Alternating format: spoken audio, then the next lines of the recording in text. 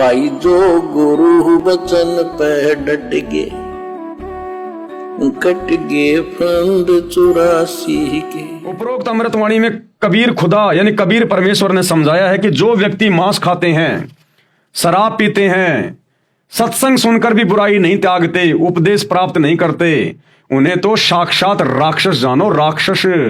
अनजाने में गलती ना जाने किससे हो जाए, यदि वह बुराई करने वाला व्यक्ति सत्संग विचार सुनकर बुराई त्याग कर भगवान की भक्ति करने लग जाता है तो वह नेक आत्मा है।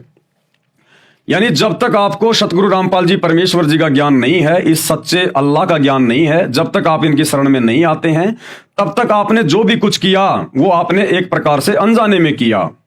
यदि आप सतगुरु रामपाल जी की शरण में आ जाते हैं और अपनी सत भक्ति शुरू कर देते हैं, वो कुकर्म छोड़ देते हैं, तो परमेश्वर तुम्हारे पिछले सारे कुकर्मों को माफ कर देगा, ये समर्थ है। और आगे तुम्हें ज्ञान ऐसा दे देगा, जिंदगी में तुम कभी चींटी को भी नहीं सताओगे। और भाई यदि तुम सतगुरु रामपाल जी की शरण में आए नहीं और तुमने जितनी भी जीव हत्या की है, भैया तुमने फिर अपना वो भोग भोगना पड़ेगा। उतनी बार तुमने वो जानवर बनने पड़ेंगे जितने जानवरों के तुमने गले काटे हैं। वह चाहे किसी भी जाति व धर्म का हो, जो मांस आहार तथा सुरापान त्याग कर यानी नशा करना छोड़कर प्रभु भक्ति नहीं करता, वह तो ढेढ़ यानी नीच व्यक्ति है। मांस खाए ते ढेढ़ सब और मद पीवे सो नीच।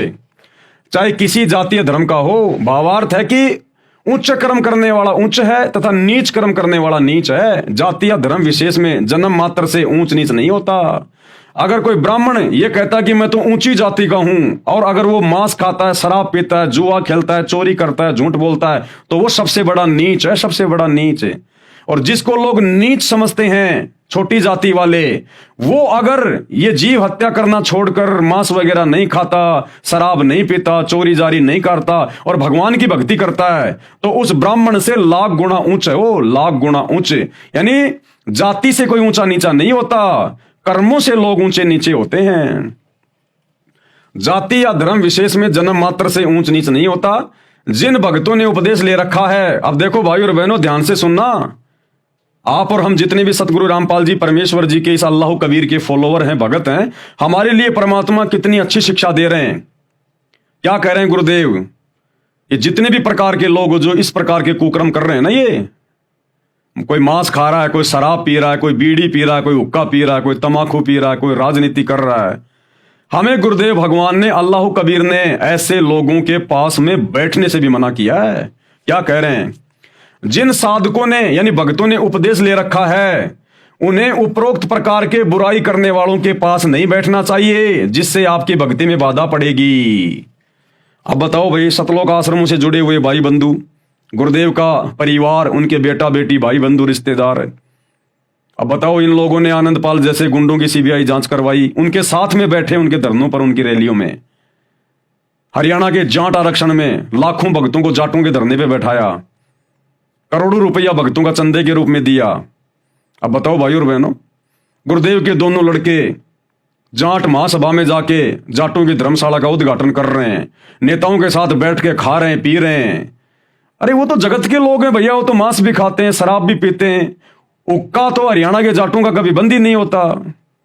और गुरुदेव मना कर रहे हैं कि भक्तों ने ऐसे लोगों के पास में बैठना ही नहीं चाहिए जो मांस खाते हैं, शराब पीते हैं, तमाकू पीते हैं, नहीं तो तुम्हारी भक्ति बिगड़ेगी। ये आदेश हो गया भगवान का। तो सोचिए आप और हम सत्सेवक भाई बहन, जिनको गुरुदेव ने साथ संगति से जोड़ दिया, हम तो ऐसे लोगों की शक्ल देखना भी पसंद नहीं करते। और गुरुदेव का परिवार और ये लाखों की संगत जो आश्रमों से जुड़ी है, ये नादानी में ऐसे जगत वाले लोगों की गोद में जाके बैठ रही है। तो सोचिए कितने बड़े पापी हैं ये लोग, अपने गुरु की अवहेलना कर रहे हैं, उनके वचन की अवहेलना कर रहे हैं, कादिर कबीर परमेश्वर के वचन की अवहेलना कर रहे हैं। क्या बीतेगी इनके साथ में? जिन भक्तों ने उपदेश ले रखा है, उन्हें उपरोक्त प्रकार के बुराई करने वालों के पास नहीं बैठना चाहिए, जिससे आपकी भक्ति में बाधा पड़ेगी। भाई जो गुरु बचन पे डट गे, कट गे फंद 84 के, कट गे फंद 84 के, कट गे फंद 84 के।